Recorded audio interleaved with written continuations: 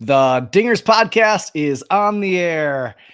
I'm your host, Mitch. I got Jake by my side, and we're going to recap this week in Cubs baseball. Very frustrating week that in Cubs baseball it was. I feel like tonight we're just going to air our frustrations. Probably not break down as much as we normally do, but we got some things, we got some thoughts going through our minds of why is this team underperforming and why are we sitting with, I would say, the last 30 days we're like besides the A's, the worst team in baseball when it comes to win percentage the last 30 days of baseball, and it's been a tough 30-day stretch. So Jake and I are here to kind of just talk through that and hopefully maybe shine some light at the end of the tunnel and hopefully give us some little bit of optimism, even though that's gonna be really hard. So Jake, how are you doing tonight? As we were kind of talking my Cubs fandom is not doing great. Otherwise, I'm doing real great. My baseball season starts next week. I cannot wait. We had our first practice yesterday because weather hadn't cooperated in past weekends. So we were finally able to get a nice practice in yesterday. I'm kind of the manager this year. We're splitting the duties between three of us. So yesterday I got to throw batting practice, which I've never been good at, but yesterday I did pretty well.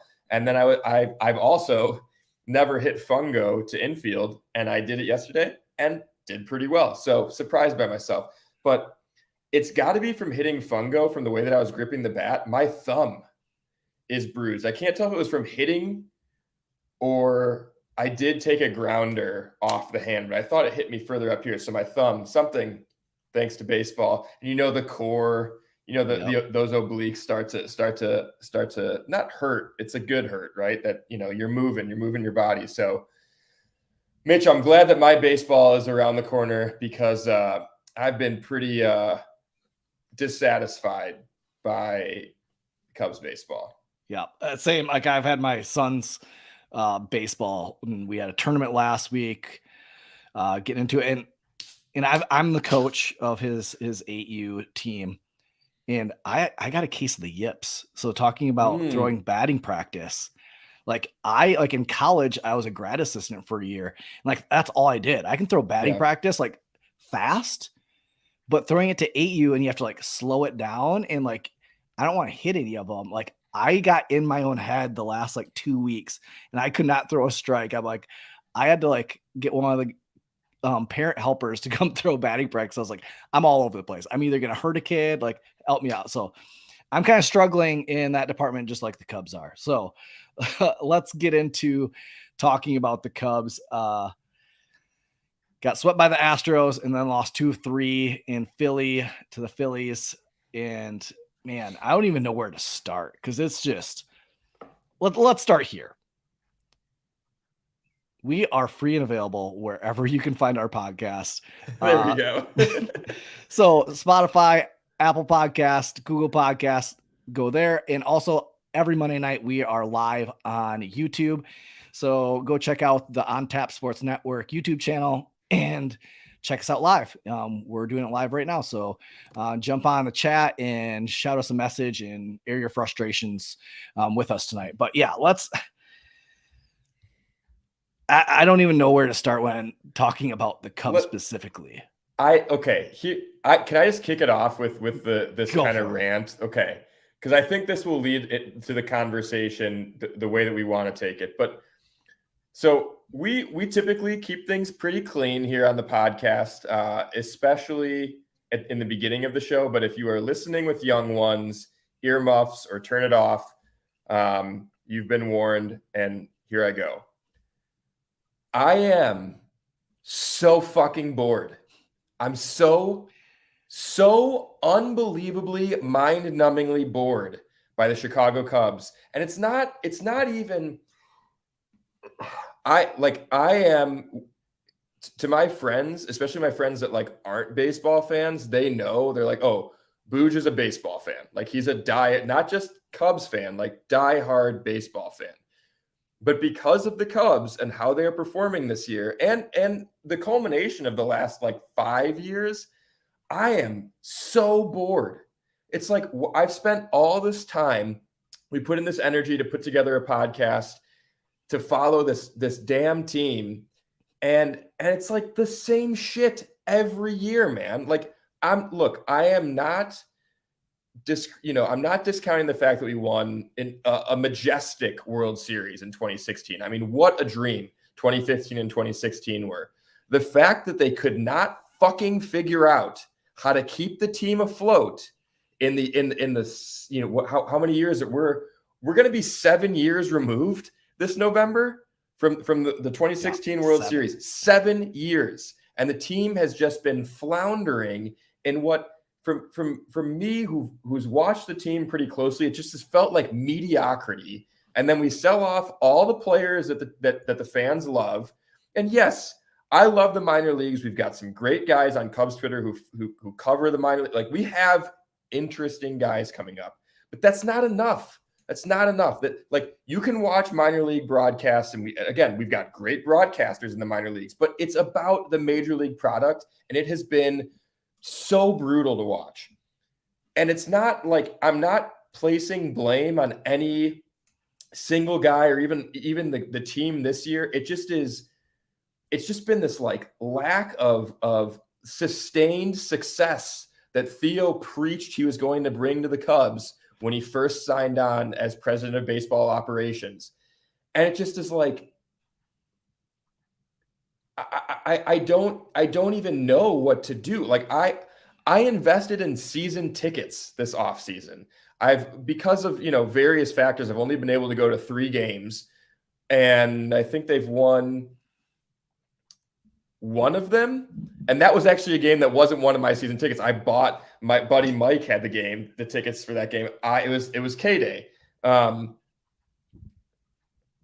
just like, it feels like every season, I won't really count 2017. And yes, I know we made the playoffs in 18, 19, and 20, but like, you could feel the things, like you could feel the wheels coming off. Like, you knew that the team, it just was like, they never felt dominant again.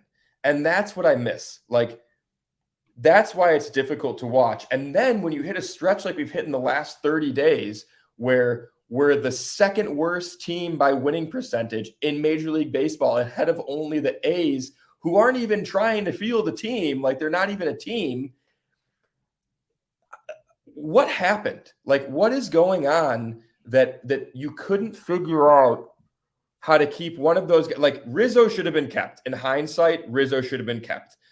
First base as a whole, I believe that Mervis is going to be good, but you look at first base this season, and that's what we've been complaining about since the middle of the offseason. As soon as the Hosmer, we're like, we tried to spin the Hosmer signing.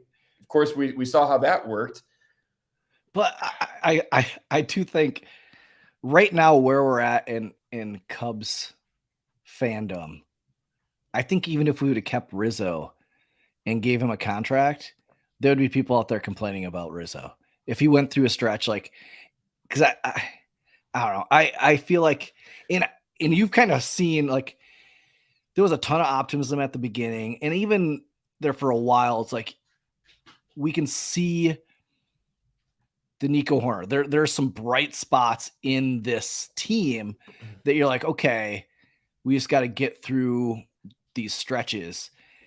But like, man, I didn't think that the season would get to this point where we go through a 30 game stretch that have been this bad. Like, it's been bad. Like, it has. And it's kind of went in waves of different parts of the team struggling. It was first, the starting pitching was really good. Offense was pretty good. Bullpen was bad. And then it shifted there for a week where offense was pretty good. Starting pitching was bad. Bullpen was also bad. And then it went through where offense hasn't been scoring at all besides Christopher Morel. Yeah.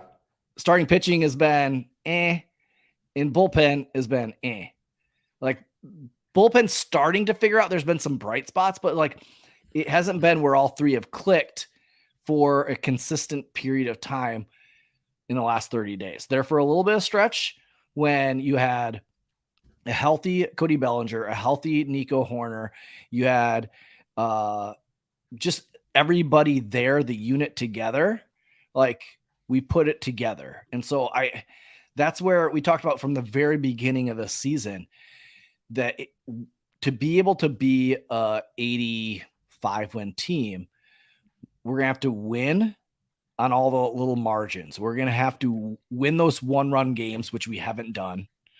We're going to have to do all the small things and make it click to win those 1-run games, because there's going to be a plenty of those. And there's been a ton of them this season. And we haven't been doing enough to be able to win those close games. I don't think we're super far off. We're not the A's. Like they're super far off. We're right there. And like, I'll get into some of the things that I've been looking into lately. I do want to get to that. The thought that I just want to wrap up, because I just feel like we've gone through the same ebbs and flows every season, the last at least 4. And that's why I'm bored. Yeah. I'm bored of seeing the same product being put on the field with different faces.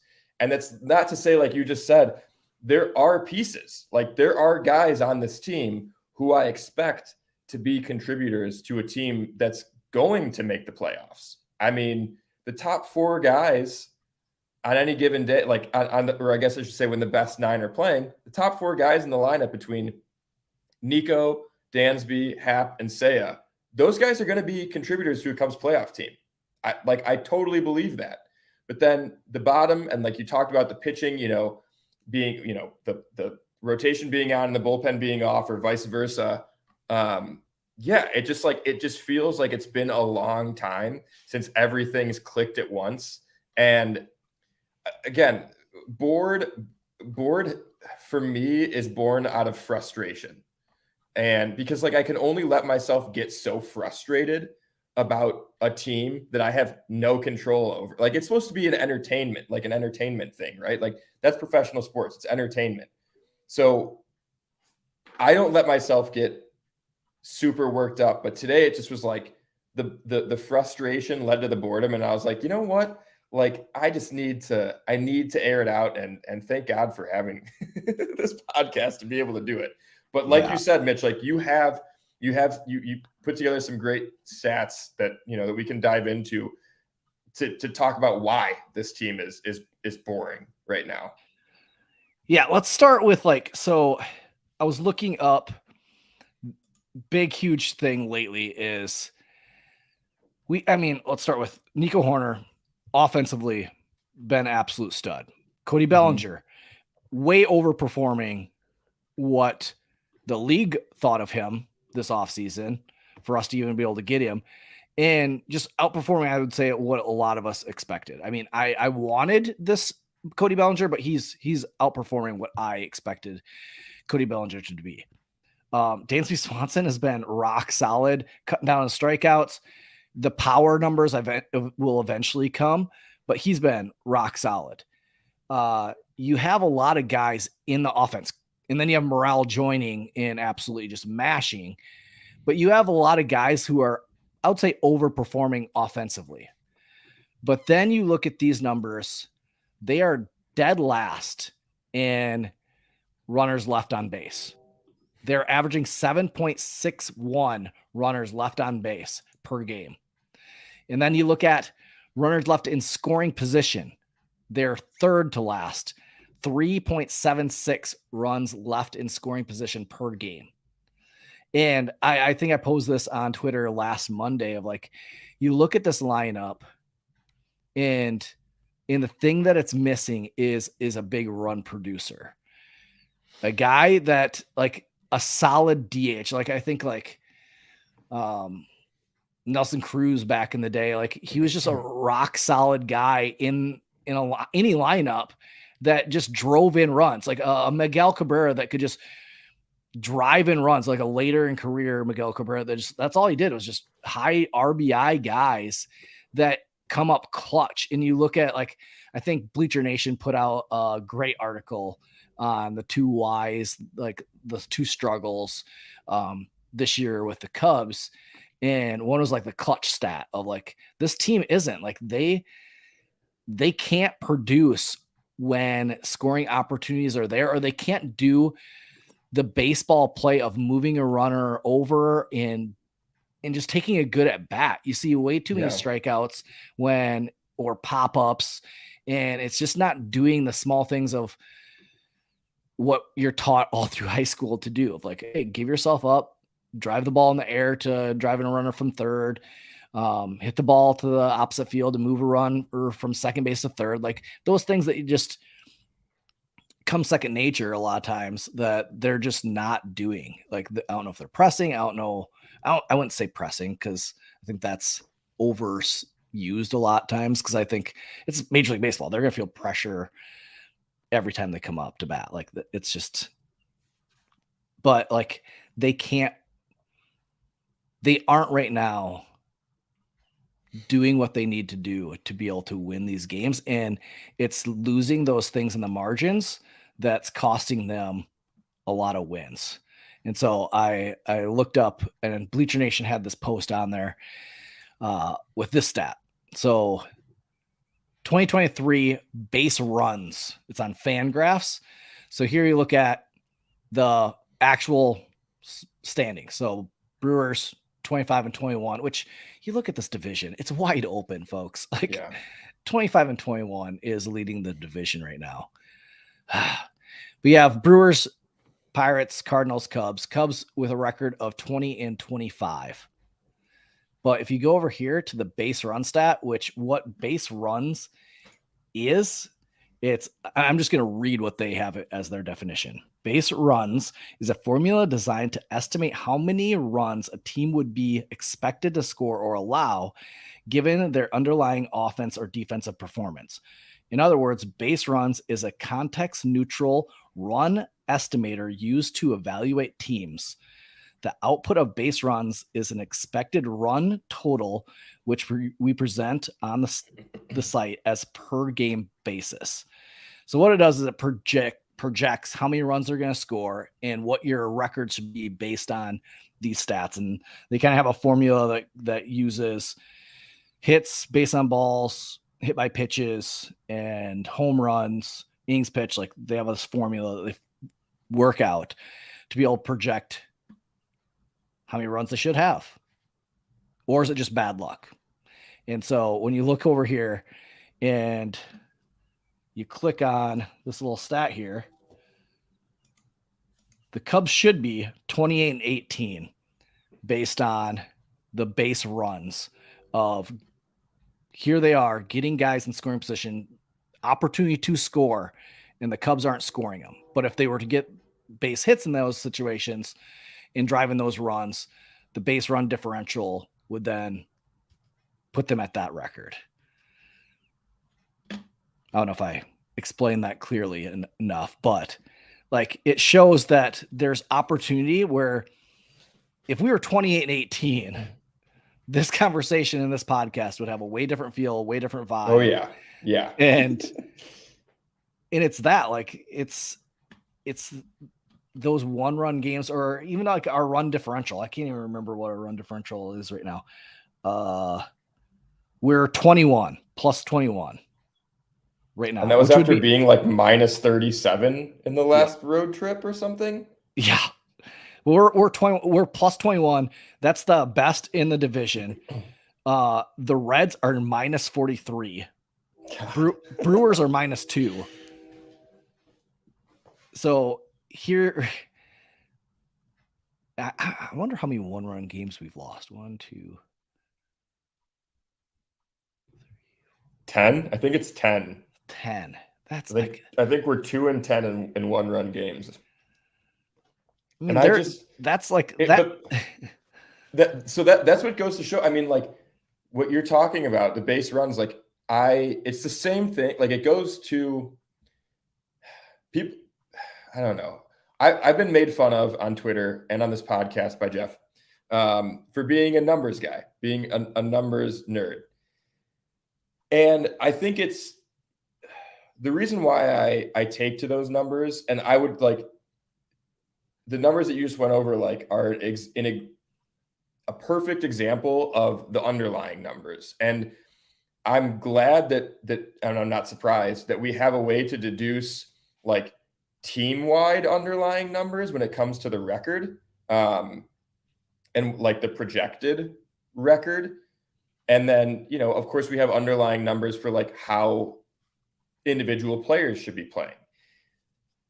And what it tells, like what the story tells in a lot of cases, like individual players wise, like I was tweeting with K-Fids about Tyone, because I said there's no way after that brutal start on Saturday, I think I've just blacked out the weekend. Saturday. After that brutal start, I said he's not that bad. Like he's not this bad, and the underlying numbers show that. Like his expected ERA, I think, was 2 runs lower, which is not a huge improvement. I think it was still like it might have been still over 5, but still, it's something. It's showing like he shouldn't be as bad as he's been. And we were talking about that in the context of Tyone versus Wisniewski, and the eye test and the counting stats, or no, not even the eye test, I don't think necessarily, but like the counting stats would say that Wisniewski has been better, and he has. But you look at the underlying numbers. When I talk about underlying numbers, I mean like how hard, like the quality of contact they're giving up, stuff like ground ball rate, the chase rate on pitches in and out of the zone, or chase rates obviously out of the zone. There's a bunch of stuff. Like if you haven't gone on Baseball Savant, go to Baseball Savant and just look up any player's profile and just kind of dig into the numbers, because it's super interesting stuff. Also, when a player is all red, it is just like the most satisfying thing to look at.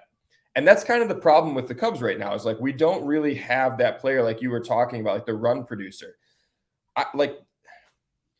The question that I have for you, like, do you think that there's anybody on this roster right now who, like, going into the season, you would have expected to be the run producer? Because I have one, but I'm curious if you do.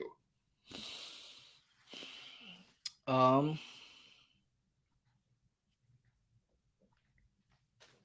mean, I think the Cubs were relying on Bellinger and Wisdom to be their run producers.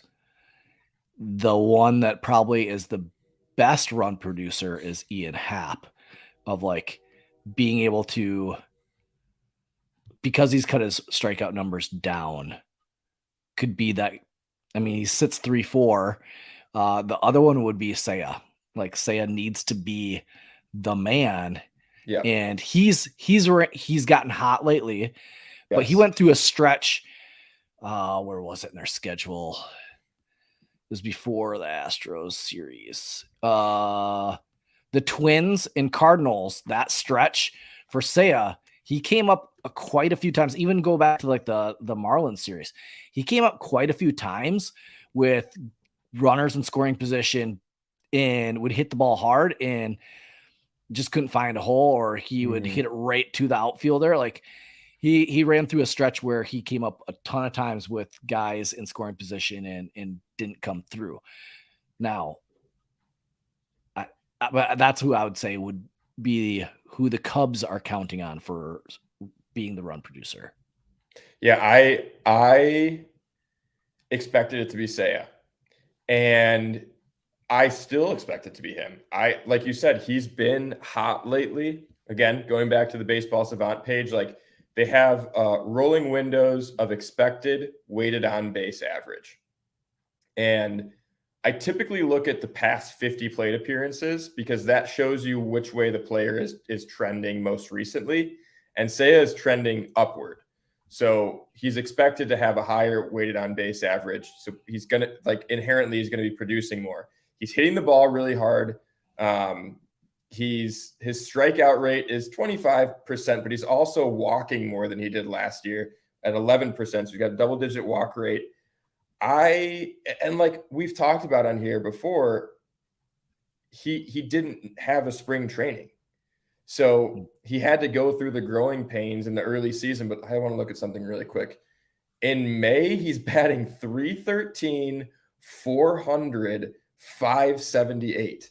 So yeah, that can be your run producer if the guys ahead of him are getting on board. So I don't know like what his let's see. Like I just want to say like runners on scoring position. Yeah, runners in scoring position. He's got an OPS of 923, batting 306. So like, yeah, get guys on base for Seiya, and I trust that he can be that run producer. And I think you're right too. Like I do think the Cubs probably hoped for Wisdom and Bellinger to be the run producers. And to their credit, while Seiya was out, they were those run producers. I mean, they both started the season red hot. Wisdom's been a little bit streakier as of late, but he's still put up, timely hits and home runs when it's maybe not when it's counted, but he's still hitting enough to where fans aren't like complaining about Patrick Wisdom being in the lineup. As a matter of fact, people complain when Patrick Wisdom is not in the lineup, as I think they should right now. He should at least be the DH every day. I think the one thing that's going to be interesting to watch going into this next stretch of games to finish out May here is, well, I mean, Bellinger's on the IL, so like we can't even. I'm curious to see how Bellinger will come back when he gets off the IL, because he was fading pretty quickly. Like his hard hit numbers were going down, his average was tanking. His hard hit numbers weren't great to begin the season, but he was still. You don't need to hit the ball super hard to have good results. I mean, Chris Bryant has always been a great example of that. Bellinger historically, when he's played well, has hit the ball hard though. And I think that was the kind of thing that like kept me from being fully bought in that he was back, not to mention the fact that it was a small sample size that we were looking at. But yeah, I think there are definitely guys in this lineup who can be run producers, but just going back to the luck, for one reason or another, the balls just haven't fallen in. The timely hitting just hasn't been there. But I don't think that means that it's not like in the Bleacher Nation article you referenced, like Brett said that he doesn't think that clutch is like a predictive thing. Like it's not something that like is going to predict what happens the rest of the season. It's something that's going to fluctuate more. And I think that's probably true. Like, I don't know if there's been anything written. If it were written out there, it'd be talked about more. But most of the time you hear like broadcasts and other baseball talking heads kind of saying like, oh, clutch factor is not really a thing. Like some people believe it is, and then others are just like, nah, it's not. But for whatever you believe, the Cubs haven't had it recently. Looking this, I mean, I'm looking at runs batted in leaders, and you have Rafi Devers, who's in second right now with 44. Yeah, I know the Cubs were waiting on that contract to expire. Yep. To put him at third and he be the RBI guy. Like, I think that was in the cards for them, that totally was their plan, and he signed an extension. So, I mean, it just stinks. I think there are people that perform better in higher leverage situations, that they can just turn it on. They know what to do. They can calm their heart down and like just slow the game down. There's people that can do that. So I do think that is a factor that the people now, baseball is such one that like you coming up to bat with the bases loaded or with the guys in scoring position, that's just sometimes chance. Like, it's not basketball where you can put the ball in their hands when the game's on the line and say, hey, shoot this shot and win us the game. Sometimes you have Tucker Barnhart coming up with the bases loaded, and there's nothing you can do about it unless you have somebody better on your bench that you can pinch hit, but not. Our Cubs team right now doesn't have that. So yeah, that's where we need some dudes the more dudes you have, the more chances you're going to have a solid guy coming up to bat when those situations arise. But let's get into, like, I wanted to talk a little bit about Tyone since you brought it up. And I know even on the Cubs on Tap, they really wanted to see something out of Tyone this start.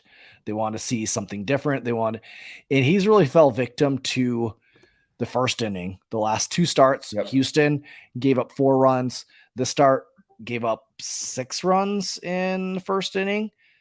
Grand slam to Schwarber. I think another 2-run home run later, which, I mean, Schwarber has 12 home runs this year. Schwarber's going to get you eventually. Like he's hitting like a $183, but he's hitting the long ball. In that he comes up, Schwarber's great with the bases loaded. He has that in him. Something though that I think with Tyone is I don't think he's fully back healthy. If you remember, he was on the IL and kind of got rushed back a little bit because of a start, or the rotation was getting kind of weak. You had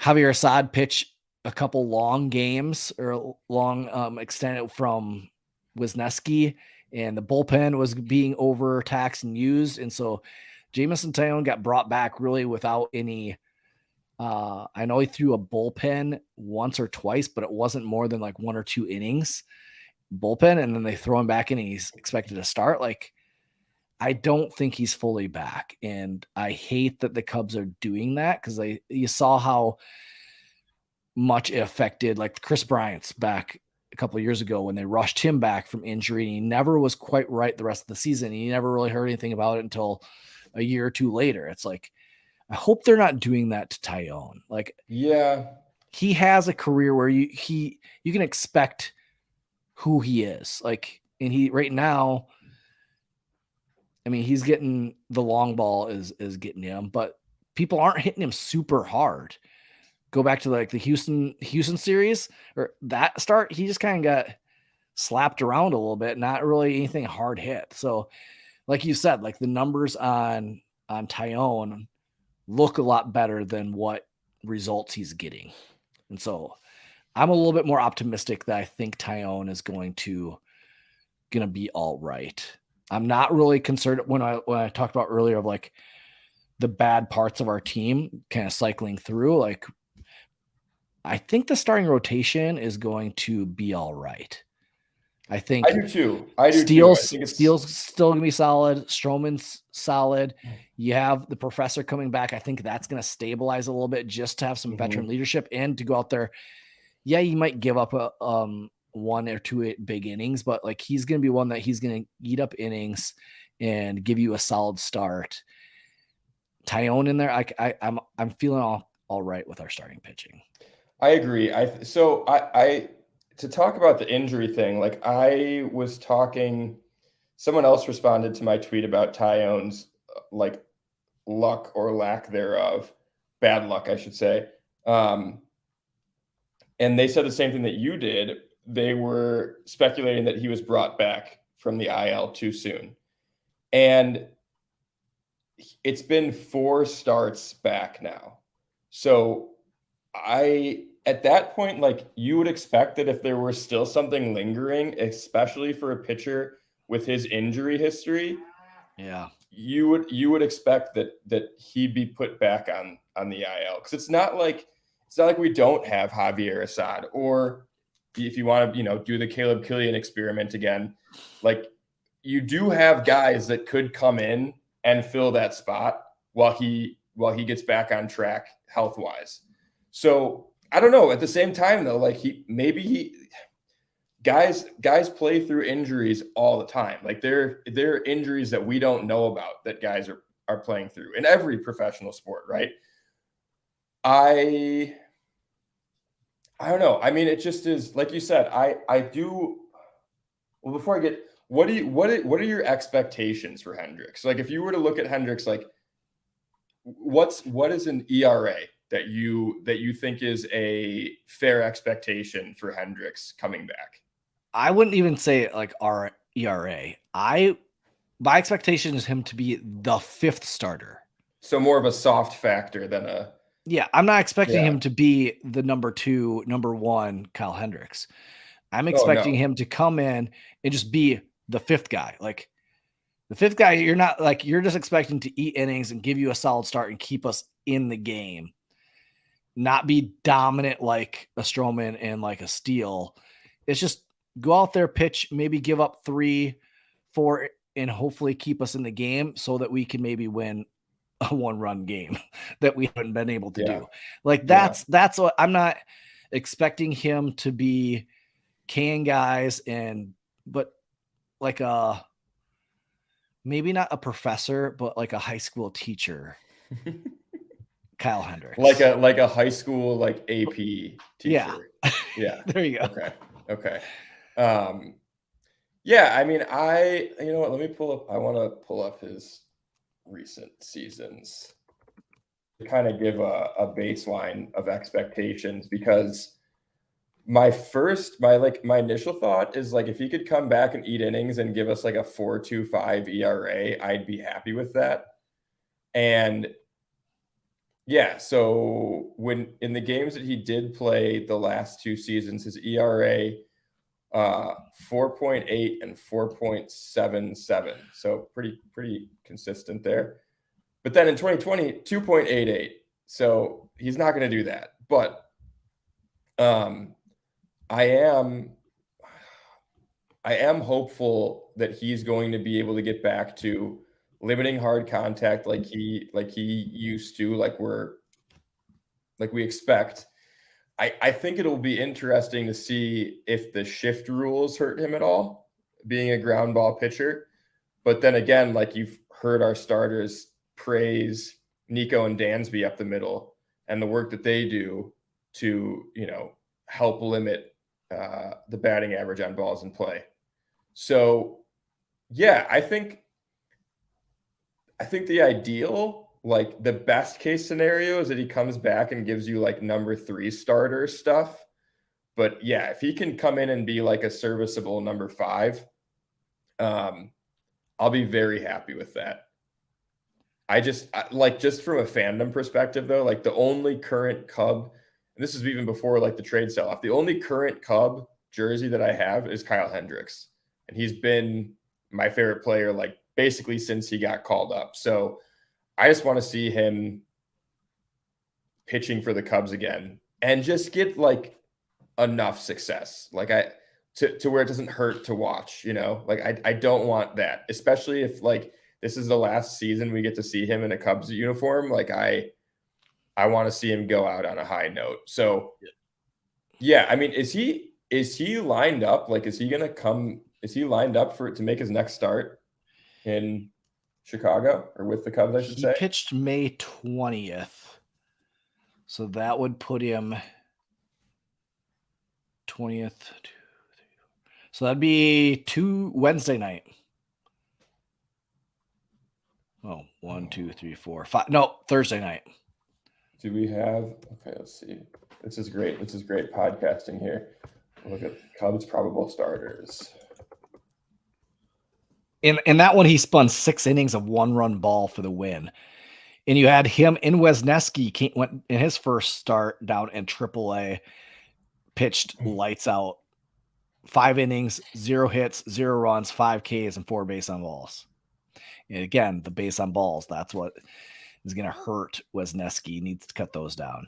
But like, do you have who the probable is for that? Yeah. So Tuesday, Wednesday, Thursday is Smiley, Stroman, Tyone, and then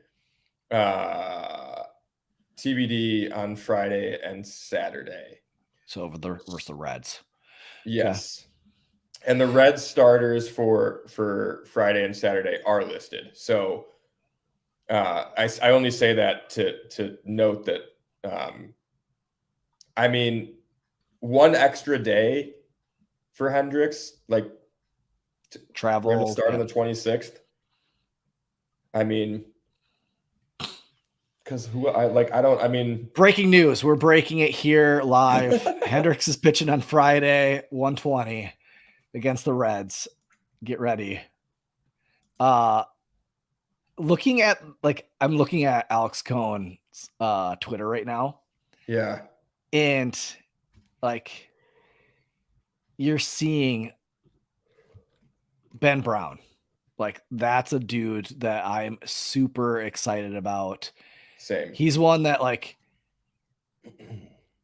I don't know whose spot in the rotation he's going to take by the end of the season. But if we're out of contention, we need to get a look. We need to get a look at him pitching 3 to 4 innings against major league hitters, at least like 1 or 2 times through an order, just to see how he faces against major league quality bats. Totally. Then you see Miguel Amaya, like absolutely destroying baseballs down at AAA. Like at some point, if Tucker Barnhart doesn't get his batting average over the Mendoza line, we need to I don't care if he's on a 2-year contract, eat it and bring up Miguel Amaya because he's been injury prone. I want his years of when he's not hurt right now to be in pinstripes at Wrigley Field catching.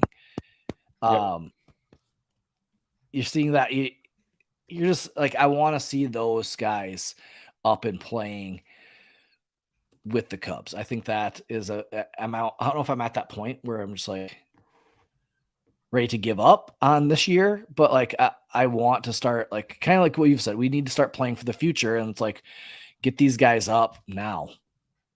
Yeah, and I mean, for what it's worth, just because I'm bored doesn't mean that I've given up on this season yet.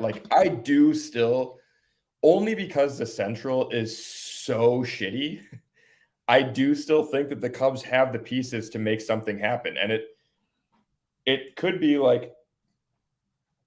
if Ben Brown continues to shove and there's another injury to the rotation or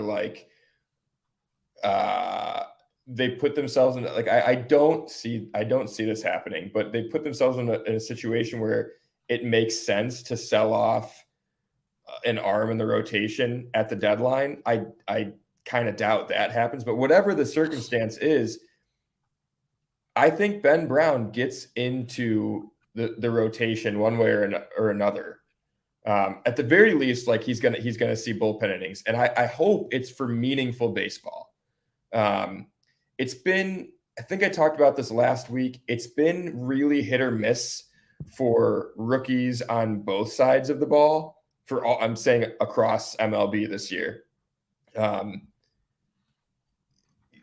For the most part, when you see rookies get called up in recent seasons, they haven't been Juan Soto and Ronald Acuna. And of course, I say those names now in hindsight's 2020. It's yeah, those guys are superstars. Those guys are a different breed. Of course, these other rookies haven't been the same, but I do think that there have been enough successful rookie pitching debuts so far this season that the Cubs front office has to be intrigued by Ben Brown and what he's doing. And I know you can't say, I don't think you'll ever be able to talk about Ben Brown without saying we traded David Robertson, less than half a season of David Robertson for Ben Brown. And I hope that that's something that we get to be saying for a long time because he's successful and we get to always be in awe of that fleece. I know there's some Cubs fans that are David Robertson. Who's that? Yeah. Who's David? I know Jeff is probably who's David Robertson? Yeah, you remember he was the closer last year for Daniel Roberts, Daniel Robinson. Yeah, well, yeah, it's great. We got somebody that could be a horse in our rotation, and nationally, you know that I listen to all these fantasy baseball podcasts. Everybody is talking about Ben Brown. Every fantasy baseball podcaster is saying Ben Brown is the next big pitching debut. So and those are the guys. Him up right now. Should I be going and I would like if you're listening and you play a dynasty or keeper fantasy baseball, yeah. Like if all the other rookie starters are picked up already, then yes. This is the fantasy minute. If you're in a redraft league with limited benches, don't worry yet. But yeah, I think he's up. It's May 22nd. I think he's up. It might be one of those situations where he gets a spot start like right before the All-Star break, because wasn't that what Killian got last summer? He did. I think we could see the same thing with Ben Brown this summer. Hopefully to better results. Yeah. How about that too? Like Rossi saying after Killian's last start that like he's just not ready yet.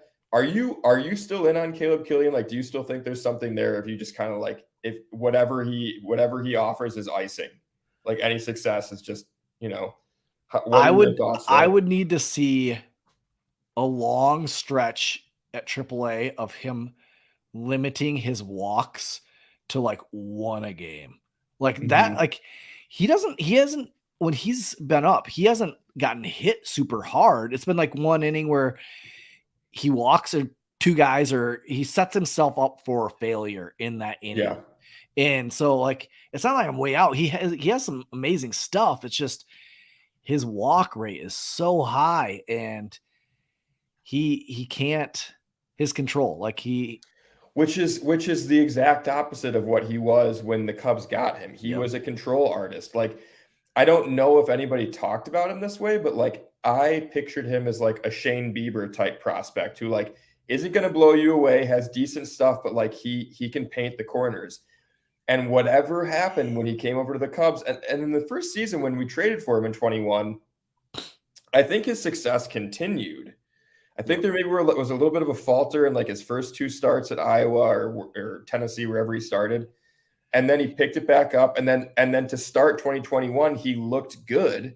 Yep. Oh, he went to the Arizona Fall League and absolutely dominated. That's right. And then he started at Iowa.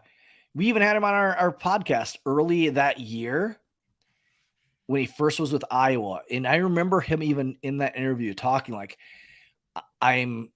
I've had a good couple of starts, but I'm struggling with command, and that's something that I'm trying to focus on. And man, like you could even sense it in his voice that something is off, and he hasn't been able to figure it out yet. It's so weird. I mean, so here I was curious. I looked up his May stats. So 14 innings, 3.21 ERA. Nice.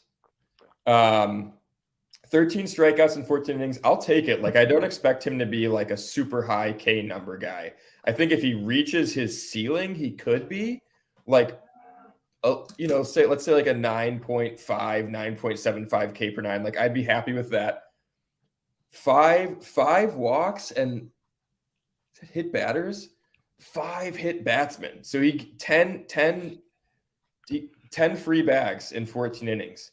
5 hit batsmen is wild. So, but he still only has a 1.14 whip, so he's not giving up hits. I mean, 11 hits in 14, like what a conundrum, man. What a weird thing. Ian in the comments says, I am in on anyone that can help us win, and that's it. Yeah, man. Ian's got it right, as per usual. I'm looking here, man. Like, look, complete side note here. But how sick did Nick Birdie look coming in the other night? Throwing gas.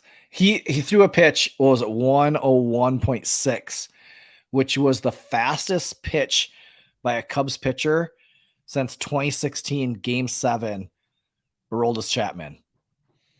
Yeah, you'll take that. And I just think like the story is great. I like kind of teared up when I read about it. He's from Hinsdale, so I don't know if he grew up there, but born in Illinois. And like, dude, that fastball looked so sick. Ian, my car doesn't even get to 101. I've never tried. I think I could get to 101. I got a turbo. I think I could do it. What about you, Mitch? Could your car do 101? You've done it in Iowa. Don't lie. Yeah. Yeah, we've hit that. Yeah, definitely. It's Iowa driving. Yeah. No hate. I could do it in Wisconsin. Just right through too. the cornfields. Yeah. Yeah. I mean, and that's what we've talked for almost 50 minutes. And even like I've looked at a lot of Cubs articles, blogs the last week, and I think we're all trying to find the answers and like pinpoint what is going wrong or why we aren't winning these games. Cause I think it's nothing major. It's nothing like it's winning in the small margins, winning the 1-run games. And I think that's why it's so frustrating, is because you could see this playing out so different if we were to win, let's say 5 of those 1-run games instead of the 10 losses. That would put us at about like 500 or above. And then the vibe and feel are totally different. Then we're looking at being close to, we'd be in second place in the division and like right there. And so I think that's where the frustration is, and where it's going to take kind of momentum. And you talked about the 2015 Cubs. Like, there was a vibe in the dugout, and a vibe that they were having fun, and that you got the feeling of where we're never out of it, and we're going to keep grinding. And I kind of felt that at the beginning of the season. And now it's like when guys getting running or getting scoring position, the only guy that I feel confident that could drive him in is like Nico, like right now. And like, I'd hate that. Like it's going to take some guys stepping up and winning, playing one game at a time. I hate that saying, but it's going to take, like, we're going to have to win one, and then get the kind of the vibe going, and put together some wins in a row to get the vibe changed. I think right now it's not that they're putting pressure, not that they're frustrated, but it's just the injuries have kind of hit a bump in the road for them as a team. Like, they were counting on, and the 2 guys that were hot, Nico and Belly, were the 2 that went down. That really kind of derailed the offense.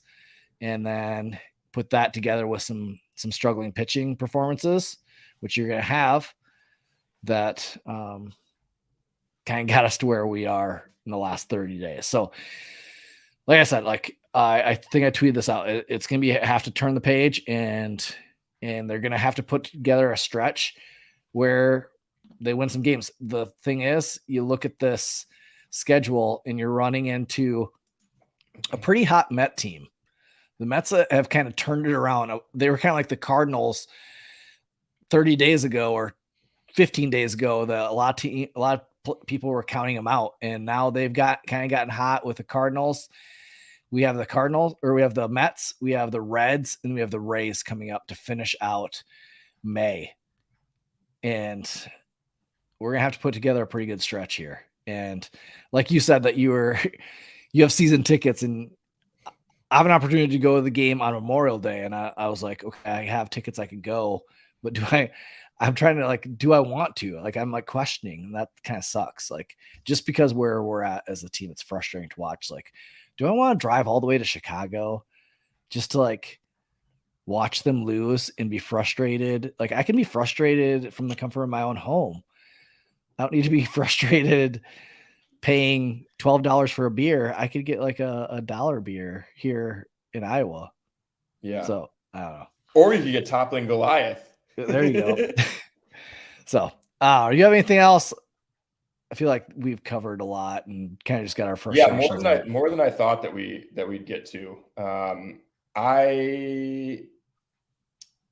I think so. We're facing Tyler McGill and Carlos Carrasco in the last 2 games of the Mets series. Both of them. And I think those are good games. Like, those are good matchups. Like, Carrasco's struggled this year. He is a shell of his former self, which is kind of sad to see. I've always liked Carrasco.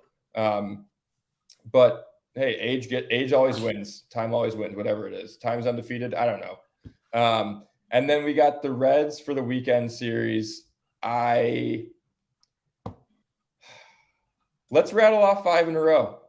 Let's get Wednesday through Sunday to help keep me on board. I'm going to be at a wedding this weekend, so I don't get to go to the game I've got tickets to on Saturday.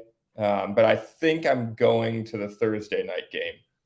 Okay, so you're saying they're going to lose Tuesday, win Wednesday, Thursday, Friday, Saturday, Sunday. I love it. You heard it here. Book it.